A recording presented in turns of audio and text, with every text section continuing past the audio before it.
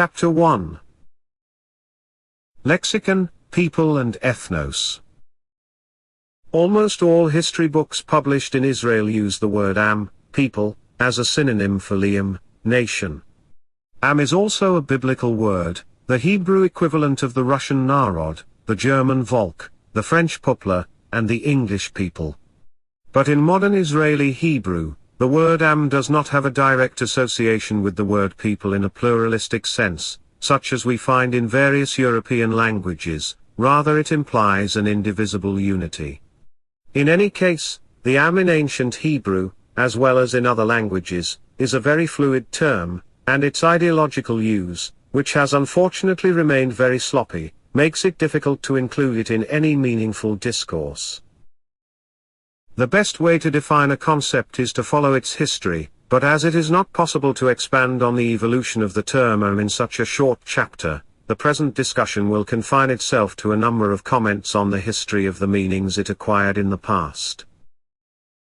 Most of the agrarian societies that preceded the rise of modern society in 18th century Europe, developed statewide supercultures that influenced their surroundings and gave rise to various collective identities among the elite.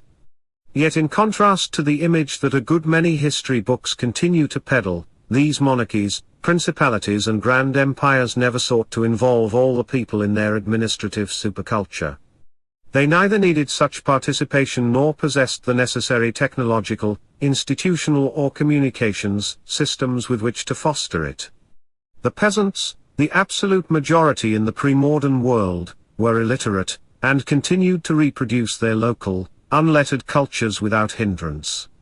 Where they resided in or near a ruling city, their dialects more closely resembled the central administrative language. These subjects represented what was then called the people, but for those who cultivated the soil in outlying regions, far from the political center, the connection between their dialects and the language of the central administration was quite weak. So long as human societies were dominated by the principle of divine kingship, rather than by the will of the people, rulers did not need their subjects' love. Their principal concern was to ensure they had enough power to keep people afraid. The sovereign had to secure the loyalty of the state's administration in order to preserve the continuity and stability of the government, but the peasants were required simply to pass along the surplus agricultural produce and sometimes to provide the monarchy and nobility with soldiers. Taxes were of course collected by force, or at any rate by its constant implicit threat, rather than by persuasion or efforts at consensus. Nevertheless, it must not be forgotten that the existence of this power also gave the valued producers of food a physical security, an added value granted them by the very presence of authority.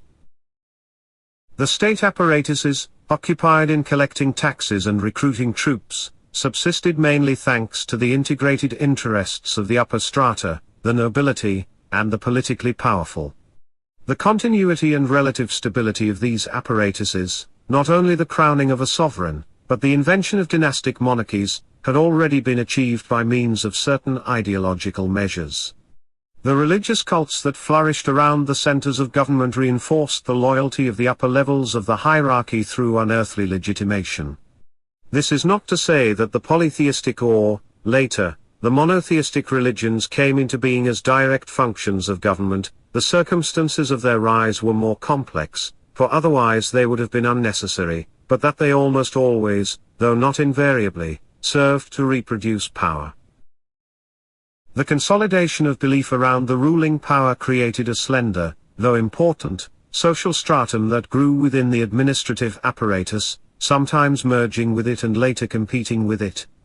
This stratum, composed of priests, court scribes, and prophets, and later clergymen, bishops, and the ulama, was dependent on the political centers but acquired its most important symbolic capital through both its privileged connections and its direct dialogues with the deity.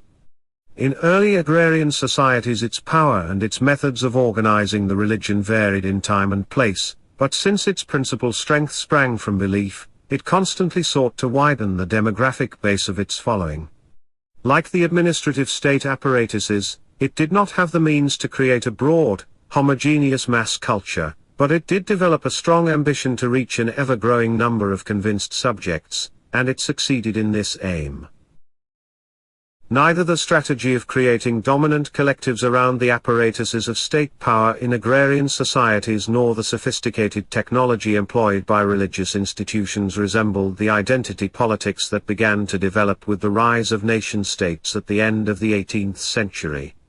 However, as stated before, laziness in coining new terms, along with the ideological and political interests that paralleled this terminological slackness, completely blurred the profound differences between past and present, between the ancient agrarian universes and the new commercial, industrial worlds in which we still live. In pre-modern writings, historical and otherwise, the term people was applied to a variety of groups. They might be powerful tribes, populations of tiny kingdoms or principalities, religious communities of various sizes, or low strata that did not belong to the political and cultural elites. In Hebrew these were called, in antiquity, the people of the land. From the Gallic people in late antiquity to the Saxon people in the Germanic area at the start of the modern era, from the people of Israel when the Bible was written to God's people or the peuple de Dieu in medieval Europe, from peasant communities speaking a particular dialect to rebellious urban masses, the term people was casually attached to human groups whose identity profile was elusive and far from stable. In 15th century Western Europe, with the rise of the city and the beginning of more advanced forms of transportation and communication, firmer boundaries began to appear between broad linguistic groups, and the term people began to be applied mainly to these. With the rise of nationalism at the end of the 18th and early 19th centuries, this ideology and overarching identity, which in modern times embraces all cultures, has made constant use of the term people, especially to stress the antiquity and continuity of the nationality it sought to construct. Since the fundamentals of nation building almost always included some cultural components, linguistic or religious, that survived from earlier historical phases, clever engineering contrived to make them into hooks on which the history of nations could be skillfully hung. The people became a bridge between past and present, thrown across the deep mental chasm created by modernity, a bridge on which the professional historians of all the new nation-states could comfortably parade.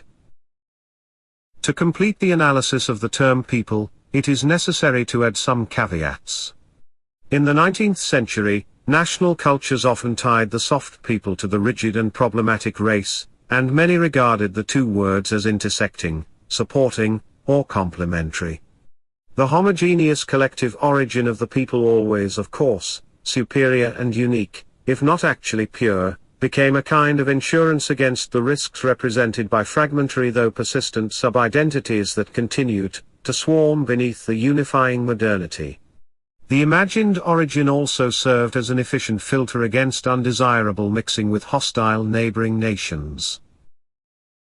The murderous first half of the 20th century having caused the concept of race to be categorically rejected, various historians and other scholars enlisted the more respectable concept of ethnos in order to preserve the intimate contact with the distant past.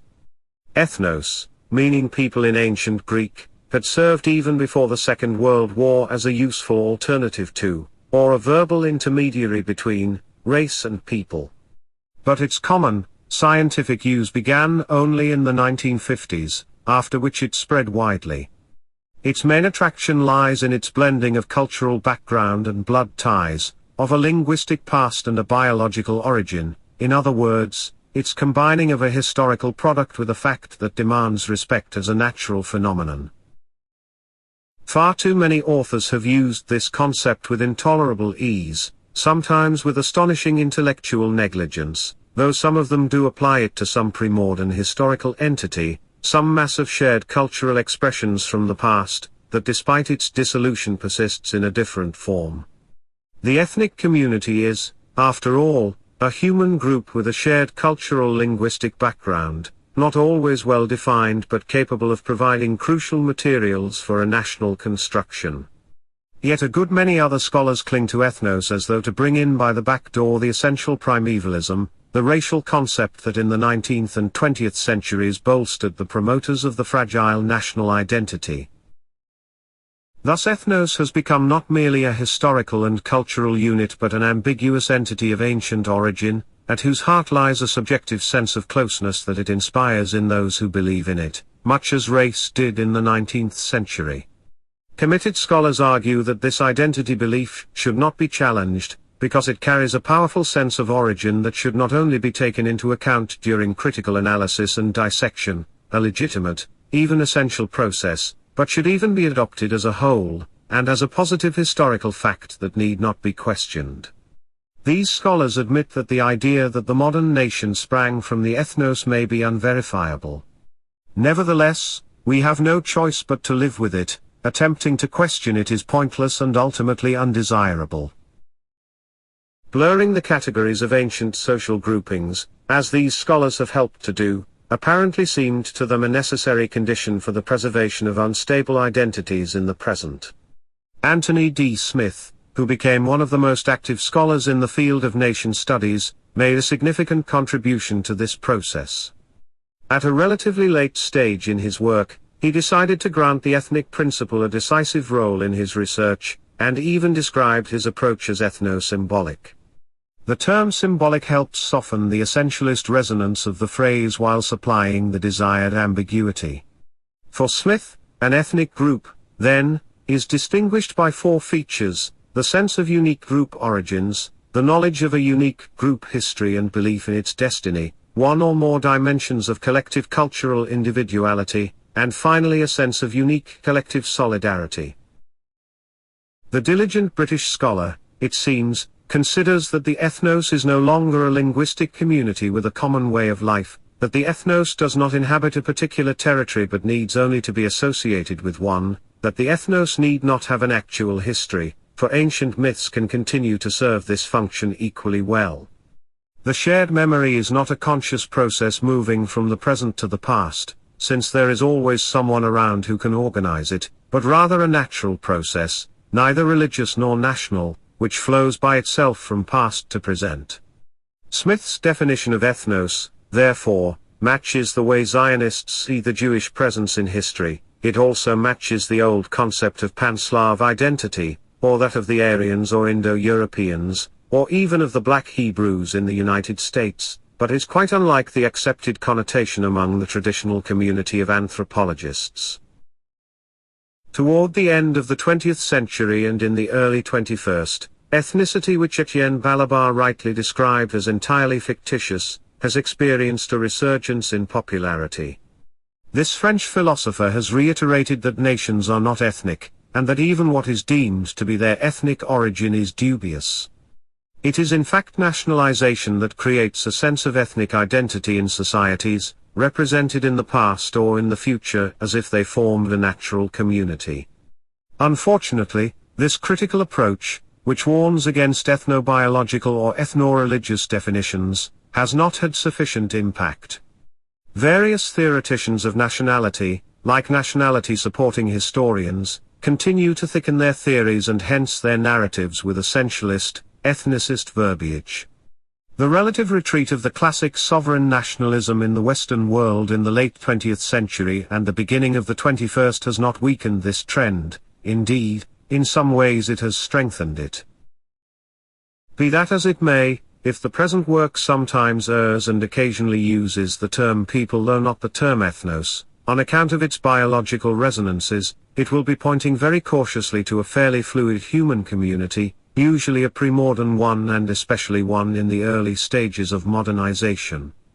The cultural and linguistic structures held in common by such a group have never been very strong, but arose because of a particular administrative communication that gradually blended, under kingdoms or principalities, with lower cultures. The people is therefore a social group that inhabits a defined territory and exhibits at least the outlines of shared norms and secular cultural practices, related dialects, foods, clothing, music, and so on. Such linguistic and ethnographic features, which predate the nation-states, were not rigidly consolidated, and the boundary between them and the comparable features of other groups was not essential or unequivocal. It is precisely the accidental history of interstate relations that in many cases determined the location of the barrier between peoples. Sometimes, as has already been stated, such a people has served as the Archimedean point for the launching of a new nation, a point that has often been worn down in the nationalizing enterprises of modern culture. The culture of the English people became hegemonic in Britain much as the culture of the Ile-de-France and the administrative language of the Bourbon monarchs came to dominate their realm. By contrast, the Welsh people, the Breton, Bavarian, Andalusian, even the Yiddish people, have been almost entirely shredded in the process. Constructing a nation can also lead to the opposite outcome. Cultural linguistic minorities, which had not been sharply defined before the era of nationalism, begin to acquire, owing to hasty engineering dictated from the center, or to alienating discrimination, a new, distinguishing sense of identity. Modernization can intensify subtle differences. In such cases the reaction, especially among the intellectual elites of the group excluded from the hegemon, can harden, turning amorphous distinctions into an essentialist basis for a struggle for self-rule, namely, for national separation. Another comment, of special relevance to the present work, where the common denominator of a pre-modern human group consisted solely of religious norms and practices, cults, rituals, precepts, prayers, religious symbols, and the like. The terms used here will be religious congregation, religious community, or religious civilization. I may as well add that, prior to the national era, peoples both emerged and disappeared, just as kingdoms did, in the unfolding of history. Religious communities, on the other hand, usually persisted in the longue durée, to use the well-known term coined by Fernand Braudel, because they preserved and reproduced tradition-minded intellectual strata. At times, even religious cultures, when weakened yet still relatively stable, or even when disintegrating, served, much as did popular folklore or the language of state administration, as valuable raw material for the forging of nations. Belgium, Pakistan, Ireland, and Israel, despite manifold differences, serve as good illustrations. In all these cases, we find a common denominator in the form of national construction, even when the starting point was a religious community or people. Despite the major importance of religious elements in the ways a nation is created, we must not forget that nationality has helped define the contours of the emergent modern religious temperament. There must, therefore, be a significant decline in the intensity of religious fatalism when large human groups, mainly their political and intellectual elites, take control of their destiny and begin to make national history. Peoples, populations, native populaces, tribes and religious communities are not nations, even though they are often spoken of as such. To be sure, as cultural building materials they have been vital in the fashioning of the new national identities, but they lack the decisive characteristics that total modernity, falling upon them like a raptor, carries below its wings.